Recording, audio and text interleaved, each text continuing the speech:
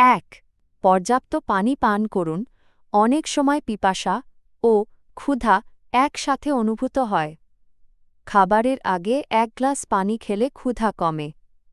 ২. প্রোটিনযুক্ত খাবার খান। ডিম, ডাল, বাদাম, দুধ ইত্যাদি ক্ষুধা কমায় ও দীর্ঘক্ষণ পেট ভরিয়ে রাখে। ৩. ফাইবার সমৃদ্ধ খাবার খান। ওটস, সবজি, ফলমূল এগুলো ধীরে হজম হয় ফলে ক্ষুধা কম হয়। ৪. ধীরে ধীরে খাওয়া অভ্যাস করুন। ধীরে চিবিয়ে খেলে মস্তিষ্ক সময় পায় বোঝার যে আপনি পেট ভরে খেয়েছেন। ৫. পর্যাপ্ত ঘুম প্রয়োজন। ঘুম কম হলে ক্ষুধা বাড়ানো হরমোন গ্রেলিন বেড়ে যায়। ৬.